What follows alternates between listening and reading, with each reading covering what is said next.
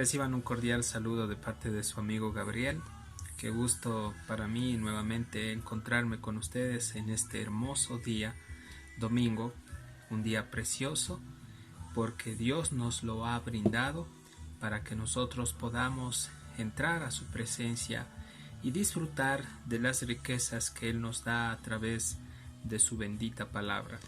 Quiero hoy que por favor me acompañen a la epístola de los Colosenses, capítulo 2, y vamos a dar lectura a 3 versículos, los 3 primeros versículos de Colosenses capítulo 2. Vamos a dar lectura.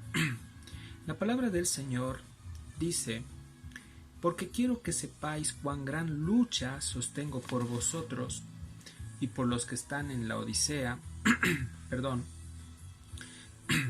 y por todos los que nunca han visto mi rostro, para que sean consolados sus corazones, unidos en amor hasta alcanzar todas las riquezas de pleno entendimiento, a fin de conocer el misterio de Dios el Padre y de Cristo, en quien están escondidos todos los tesoros de la sabiduría y del conocimiento. Vamos a dar gracias a Dios en esta mañana y vamos a pedir a Dios que Él nos guíe a través del Espíritu Santo en este estudio.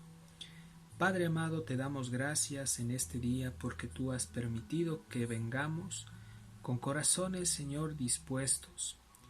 Queremos, Señor Dios, que tú, Padre, a través de la dirección del Espíritu Santo, pongas palabras, Dios mío, que no provengan, Señor, de nuestro intelecto, sin el poder, bendito Dios, porque, Señor, necesitamos que tú, Padre amado, uses nuestras bocas de aquellos que estamos exponiendo el Evangelio.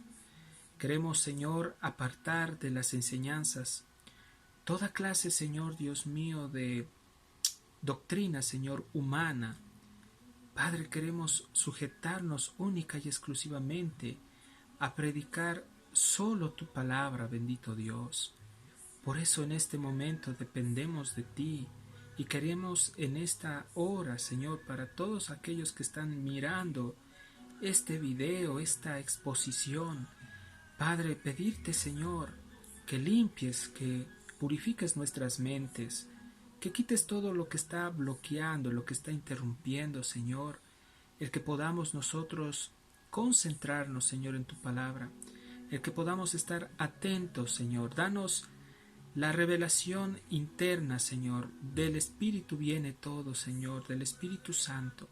Pedimos, Señor, pedimos en el nombre de Cristo que nos des tú este alimento para, Señor, nuestras almas. Todo esto te lo pedimos, Señor, en el nombre de Cristo. Amén y amén. El apóstol Pablo en esta carta les estaba enseñando a los hermanos en Colosas que el ministerio que él estaba ejerciendo no provenía directamente de los hombres. Pablo no fue levantado por ningún hombre en el ministerio. Eso es lo que hoy lamentablemente estamos mirando en muchas congregaciones que se llaman cristianas, donde por el apuro muchos pastores o aquellos que se autoproclaman pastores ponen personas que ni siquiera han sido probadas, ni siquiera han sido pasadas directamente por la lupa, no solo del Señor, sino también de la congregación. Yo creo que porque una persona tiene la capacidad o la elocuencia para exponer, o quizás la preparación intelectual, eso no le califica a alguien para poder exponer el Evangelio.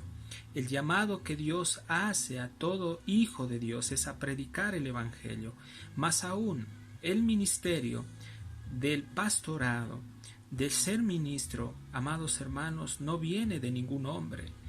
Podemos darnos cuenta que muchos ministerios del hombre fracasan y no perduran, pero lo que es de Dios permanece para siempre. Pablo lo que les estaba diciendo a los hermanos en Colosas, recordándoles con anterioridad, y quiero que por favor vayamos por un momentito a Colosenses capítulo 1, ¿sí? Verso 24, Pablo les dice lo siguiente: ahora me gozo en lo que padezco por vosotros, y cumplo en mi carne lo que falta de las aflicciones de Cristo por su cuerpo, que es la Iglesia. Pablo no nos estaba diciendo que su ministerio era un ministerio light, un ministerio que se basaba simplemente en una apariencia externa de espiritualidad. Él era un hombre que tenía una pasión profunda por Dios, a tal punto que esta pasión le llevó a ser directamente prisionero de Cristo. Sabemos que hace más de 2000 años la iglesia del primer siglo sufrió persecución, y parte de esta persecución fue dirigida directamente a los líderes de las iglesias. Entre ellos tenemos al apóstol Pablo, quien estaba en una prisión escribiendo esta hermosa carta. Vemos de una manera sobrenatural, fuera de la lógica humana, cómo él se goza en una cloaca prácticamente, en un lugar lúgubre, en un lugar donde no tenían los servicios básicos como hoy tiene una cárcel. Pablo, amados hermanos, era un hombre lleno del poder sobrenatural del Espíritu Santo. Es por eso que él, a través de este poder, estaba hablando y les dice que se goza. Cualquier hombre puede decir que se goza de boca para afuera en las aflicciones, y confunden las aflicciones del ministerio con cosas triviales que les pasan en su vida. Amados hermanos, entendamos que el ministerio del apóstol Pablo es un ejemplo para todo verdadero pastor, para todo verdadero siervo. Entendamos que Pablo no quería que él sea el foco de atención, el centro de atención. Este hombre, este siervo, nunca quiso que los hermanos lo exaltasen, ni lo alabasen. Que Dios tenga misericordia y nos libre a nosotros de caer en la idolatría, de querer exaltar o alabar o tratar de darle elogio al hombre que está puesto al frente de un ministerio. Quien es digno de ser alabado, de ser exaltado, de ser glorificado es nuestro amado Señor Jesucristo. Pablo les estaba diciendo que él se gozaba por lo que estaba padeciendo por los hermanos. Era un padecimiento externo, físico, pero este padecimiento le generó a Pablo ese gozo porque él sabía que se estaba cumpliendo en su vida, en su cuerpo, lo que Cristo profetizó, amados hermanos, en el Evangelio de San Mateo capítulo 5, en aquel sermón del monte, en este preciosísimo sermón del monte, cuando Jesús dice que por causa de la justicia muchos serán perseguidos. Alegraos y gozaos, dice el Señor Jesús, porque muchos son perseguidos. Vamos por favor a la palabra para no caer directamente en los inventos. Vámonos a lo que dice el Evangelio. Quiero que me acompañen por un momento al Evangelio de Mateo capítulo 5 y vamos a dar lectura al verso 10. Miren lo que dice: bienaventurados los que padecen persecución por causa de la justicia, porque de ellos es el reino de los cielos. Bienaventurados sois cuando por mi causa, dice el Señor, os vituperen y os persigan. Entendamos que en ese tiempo Pablo no conocía a Jesús, pero Dios ya había apartado desde antes de la fundación del mundo a este siervo. Posteriormente a la muerte y crucifixión del Señor, obviamente al ascenso y después del ascenso y la resurrección, Saulo de Tarso tuvo una conversión tan poderosa. Amados hermanos, ustedes saben la historia, mas sin embargo, él fue transformado, él fue un hombre bautizado por el poder del Espíritu Santo cuando Ananías fue allá en esa casa que se encontraba en un lugar cerca de la calle derecha, y dice que él puso las manos y él recibió el Espíritu Santo y recibió la vista. Esta fue una conversión preciosa de Saulo de Tarso, que después se llamó Pablo. Y Jesús, cuando está hablando en el verso 11 de Mateo 5:11, dice: dichosos, gócesen, dice, o gozosos ustedes cuando por mi causa, habla Jesús, los vituperen y los persigan y digan toda clase de mal contra ustedes mintiendo. Creo que el blanco de todos los falsos maestros y de todos los religiosos y legalistas son los verdaderos siervos de Dios, quienes sufren persecución. Yo le puedo decir, no nos extrañamos que mucha gente levante crítica, murmuración y controversia cuando se predica estos evangelios, se predica estos mensajes, especialmente sí, el evangelio de nuestro Señor Jesús a través de las redes. Sabemos que siempre va a haber oposición a la palabra de Dios. Jesús mismo nos está diciendo que debemos gozarnos, y ese gozo fue el que experimentó nuestro querido hermano Pablo. Por eso él estaba diciendo aquí en Colosenses capítulo 1, verso 24, dice: yo me gozo. Era práctico, porque dice: en lo que padezco por ustedes y cumplo en mi carne lo que falta de las aflicciones de Cristo por su cuerpo, que es la iglesia. Y más adelante, cuando vamos a Colosenses capítulo 2, versículo 1, amados hermanos, dice: porque quiero que sepáis cuán gran lucha sostengo por vosotros. Nuevamente, Pablo les está hablando de esa lucha que él estaba sosteniendo por los hermanos. No podemos nosotros decir lo que Pablo estaba experimentando en nuestra lógica humana, pero la palabra está hablando claramente que él se sentía gozoso. Amados hermanos, esta lucha a la que se estaba refiriendo el apóstol Pablo era en sí la labor ardua que él estaba realizando como un verdadero ministro de Dios. El verdadero ministro de Dios trabaja de una manera fiel y sincera para Dios y para los obreros, y también para la iglesia. No es aquel que simplemente predica por predicar. No es aquel que trata de cumplir por cumplir con los hermanos, para que la gente crea que es muy espiritual y es responsable ante la congregación donde está. Pablo está enderezando, está haciéndoles ver a los hermanos la forma adecuada de un ministro de Dios. Y él estaba diciendo que era una labor, esta lucha era la labor de Pablo, que él realizó por los hermanos en la iglesia en Colosas, y no solo por los hermanos en la iglesia en Colosas, por los hermanos que se encontraban en la iglesia en Corintios, por los hermanos que se encontraban en la iglesia en Gálatas, por los hermanos que se encontraban en la iglesia en Éfeso, por los hermanos que se encontraban en la iglesia acá en Colosas. Amados hermanos, este trabajo fue tenaz, amados hermanos. ¿Por qué? Porque entendamos nosotros que el propósito, el fin, el objetivo de Pablo a través del Espíritu Santo era llevar a los hermanos a que crecieran ellos en el conocimiento, no solo teórico, no solo intelectual, no solo doctrinal de la palabra, amados hermanos, sino que él quería enseñar a los hermanos que ese conocimiento práctico, teológico e intelectual, teórico, lo pongan ellos en práctica en sus vidas. El anhelo ardiente que tenía el apóstol Pablo en su corazón era ver a cada hermano, sin hacer acepción de los hermanos. Él amaba a todos por igual, sin importar la condición social de cada hermano.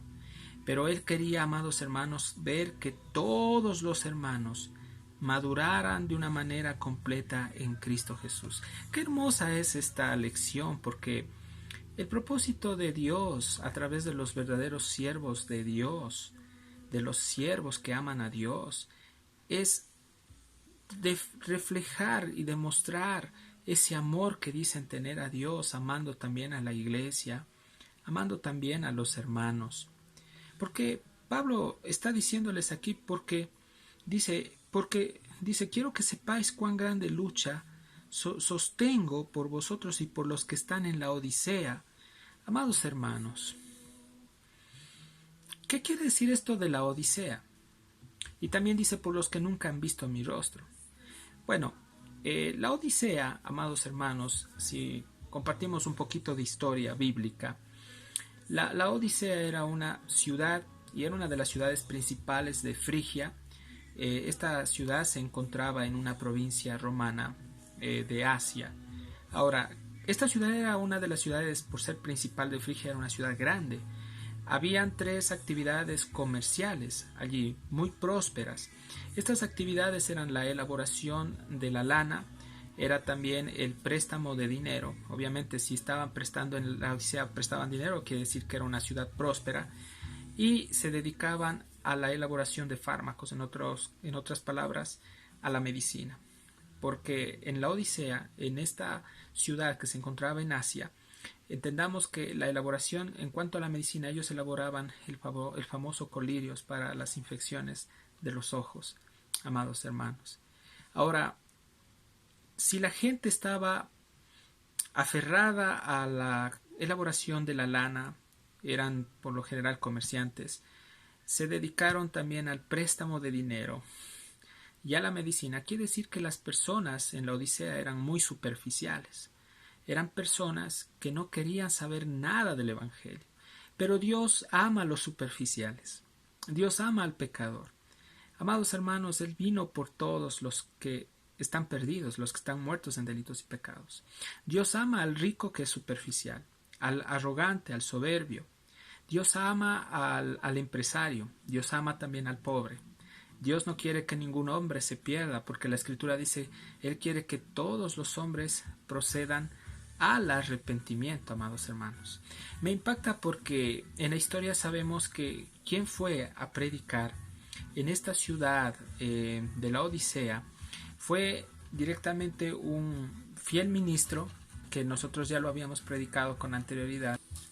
Fue un fiel ministro que nosotros lo habíamos predicado con anterioridad, y su nombre es Epafras. ¿Recuerdan ustedes cuando analizábamos y estudiábamos Colosenses capítulo 1:7? Vamos por favor para recordar a quién se refería esta parte que Pablo escribió. Dice la palabra del Señor. Vamos a leer desde el verso 6, Colosenses 1:6. Dice que ha llegado hasta vosotros así como a todo el mundo, y lleva fruto y crece también en vosotros desde el día que oísteis y conocisteis la gracia de Dios en verdad. El verso 7.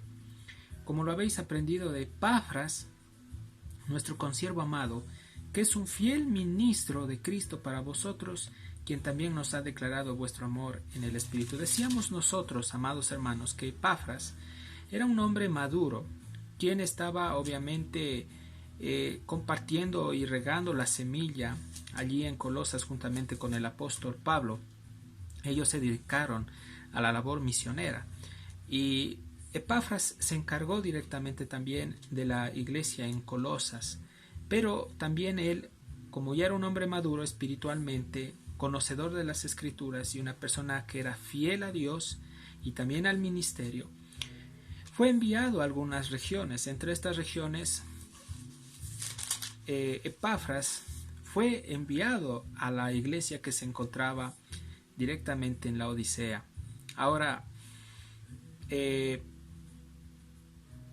era Epafras? Epafras era colaborador de Pablo, un hombre fiel en el ministerio, un hombre que alcanzó la madurez espiritual del Señor.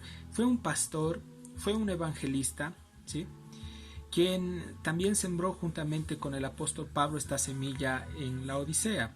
Pero entendamos nosotros algo. Para Epafras fue algo muy duro, amados hermanos, el poder sembrar esta semilla en la Odisea, obviamente por la clase de corazones que se encontraban allí. Como yo les decía, Dios pone su mirada en toda la humanidad.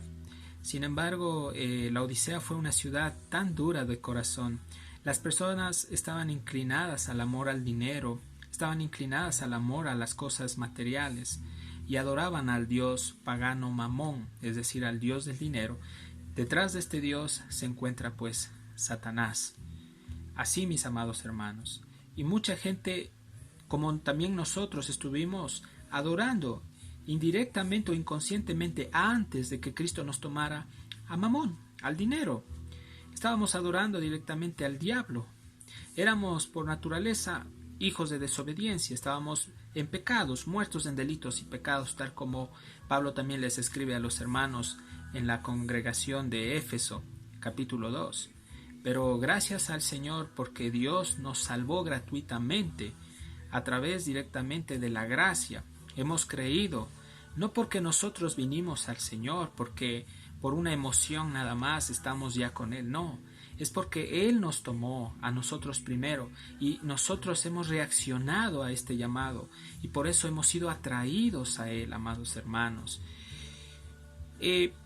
Pablo cuando les dice, volviendo a Colosenses 2, dice, porque quiero que sepáis cuán grande lucha sostengo por vosotros y por los de la Odisea. Ya estaba explicándoles, hermanos, que en la iglesia en la Odisea era Epafras el pastor que estaba predicándoles ahí, y por todos los que nunca han visto mi rostro. Lo increíble aquí, amados hermanos, es que cuando Pablo dentro del contexto se refiere a aquellos que no han visto su rostro, se refería a aquellos hermanos que se encontraban en la iglesia en la Odisea. En aquel tiempo, o al mismo tiempo cuando Epafras estaba predicando y pastoreando a los hermanos en la Odisea, Pablo en ese mismo momento estaba en cambio predicando a los hermanos que se encontraban en Éfeso.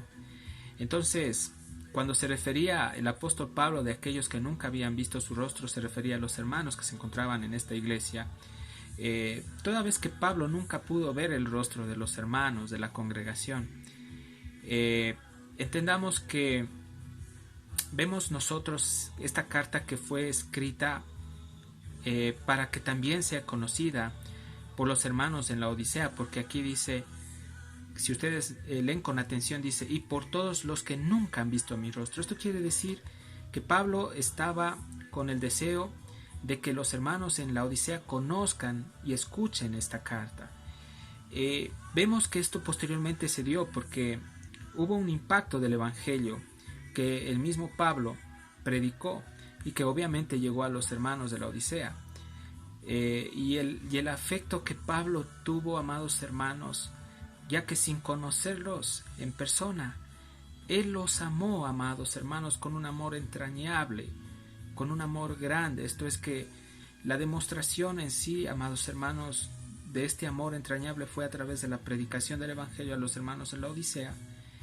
Y estaba Pablo, en otras palabras, reflejando el fruto del Espíritu Santo a los hijos de Dios que se encontraban obviamente en la Odisea. El ministerio del apóstol Pablo fue un ministerio vivo, fue un ministerio práctico y lleno del amor de Dios. Colosenses capítulo 2, quiero que leamos, dice, para que sean consolados sus corazones, unidos en amor, hasta alcanzar todas las riquezas del pleno entendimiento, a fin de conocer el misterio de Dios, el Padre y de Cristo, para que sean consolados, dice, sus corazones. Pablo lo que les estaba diciendo a los hermanos es que la única manera de poder ser consolados era a través, amados hermanos, del Evangelio de la paz que se estaba predicando, es decir, la palabra de Dios trae consigo esa paz y tiene ese poder suficiente, amados hermanos, para consolar, así como consoló a los hermanos en la Odisea, aquí en Colosas, como leemos en el texto. También para nosotros la palabra de Dios tiene poder para consolar nuestros corazones quebrantados, para animarnos en cualquier clase de dificultad o cualquier clase de conflicto en que nosotros nos encontremos. Hoy estamos pasando por pruebas, todo el mundo está pasando por pruebas.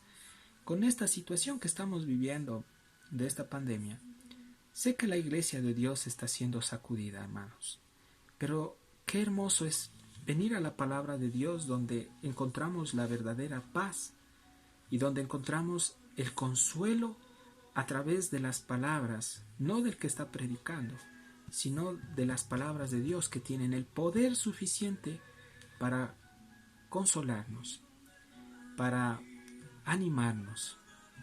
Amados hermanos, le damos gracias a Dios y yo digo aleluya.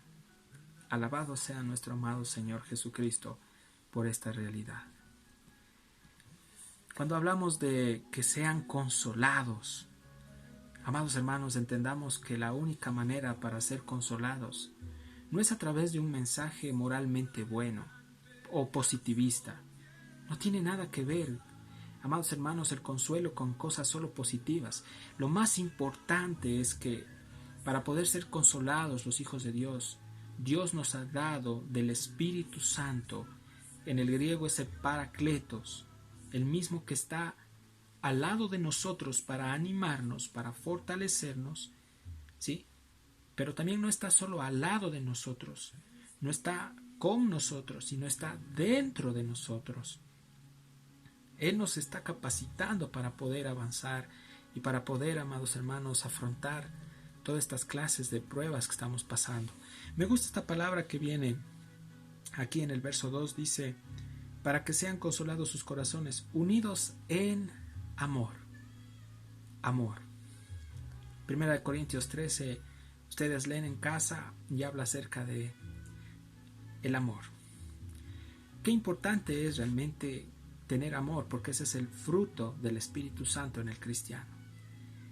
Pablo en sí, amados hermanos, cuando habla del amor aquí a los hermanos en Colosa, él les estaba diciendo que el amor al que él se estaba refiriendo no era solamente un amor doctrinal. Pablo no era obviamente un ministro que hablaba del amor de boca para afuera a los hermanos. Él lo estaba demostrando cuando no solo predicaba el evangelio de la paz, el evangelio del reino, el evangelio eterno de Cristo. ¿Por qué, hermanos? La forma como él demostraba que amaba a los hermanos era también visitándolos a los hermanos. Preocuparse de los hermanos, estaba preocupado. En otra parte de las escrituras, cuando le dice a Silas, le dice, vayamos y visitemos a los hermanos, vayamos a ver cómo están los hermanos. Él tenía la preocupación, amados hermanos, como la nodriza que miraba a los niños, él también era como esa nodriza. Él iba y visitaba a los hermanos, él sabía que Dios le había encargado esa mayordomía, esa administración, y que algún momento Dios le iba a tomar cuentas, amados hermanos, de la obra que él estaba realizando. Dios a todos y cada uno de nosotros nos tomará cuentas, amados hermanos, de lo que Dios nos ha dado, de los talentos, de los dones, si los estamos usando o no los estamos usando para su nombre y para su gloria. Entonces, amados hermanos, Pablo no solo demostraba el amor a los hermanos en Colosas a través solo de la predicación nada más del evangelio. Pablo, amados hermanos, visitaba a los hermanos. Él estaba cumpliendo su ministerio práctico. Este era el mensaje de Cristo. Era evidente que Cristo se manifestaba con su amor a través de este siervo para los santos en ese tiempo. Y yo les puedo decir algo, amados hermanos, Dios también se sigue manifestando hoy a nosotros a través de su amor, por medio de la palabra de Dios. Nosotros debemos ser prácticos, debemos visitar a los hermanos. Si hoy no podemos por esta situación, llamemos a los hermanos, consolemos a los que están quebrantados, démosles una palabra de aliento, amados hermanos. Animémosles, y si en cuanto dependa de nosotros, y si tenemos una posibilidad financiera, ayudemos a los que más necesitan, porque el evangelio es práctico, amados hermanos, no solo es palabras. El mismo Pablo en Corintios dice que el evangelio no solo consiste en palabras, sino en poder. ¿Qué sacamos nosotros, amados hermanos, hablando bonito de la palabra sin vivir el evangelio? Seríamos delante de Dios, creo que hipócritas, si no obedecemos lo que nosotros estamos predicando. Eso es lo que podemos darnos cuenta respecto al amor de Dios. La evidencia, obviamente, amados hermanos, del evangelio práctico en la vida de cada creyente es que el creyente lo puede demostrar el evangelio, como les estoy diciendo. No solo a través de palabras, sino con el poder. Con el poder. Nosotros debemos demostrarlo a través de nuestra vida, de nuestro testimonio. Nuestra vida, nuestra conducta también deja mucho que decir. Al demostrar que mi conducta y vida están apegadas a la Biblia, yo practico lo que estoy hablando. Y obviamente también estaría con mi forma de ser, mi manera de vivir, dando a conocer el amor que tanto yo estoy predicando o estamos hablando desde los púlpitos, desde donde quiera que estemos, amados hermanos. Entonces, Pablo les estaba dando esa agua pura del evangelio. Era como un canal que da riego, amados hermanos, aquellos que estaban con sed, sedientos, Que Dios nos ayude, que Dios tenga misericordia de nosotros, que Dios nos mantenga, amados hermanos, firmes hasta cuando Él venga y nos lleve a ser esos canales, amados hermanos, de bendición. Que de nosotros salga esa agua limpia para poder refrescar al cansado, al sediento, mas no esa agua sucia que lo que hace es contaminar el corazón de otros. Mire lo que me impacta esto, porque el verso 2 dice, para que sean consolados sus corazones unidos en amor hasta alcanzar todas las riquezas de pleno entendimiento a fin de conocer el misterio de Dios, el Padre y de Cristo. Cuando dice, Pablo habla acerca de las riquezas del entendimiento, se refiere a esa comprensión total de la plenitud del Evangelio. Gloria a Dios. Ahora, esta comprensión no solo está relacionada con una gran acumulación de la letra en nuestra cabeza, sino en demostrar tanto la piedad, el poder y el amor de Dios en la predicación hacia los demás santos. En otras palabras, estas son las marcas de un verdadero creyente, amados hermanos, que es maduro en el Señor.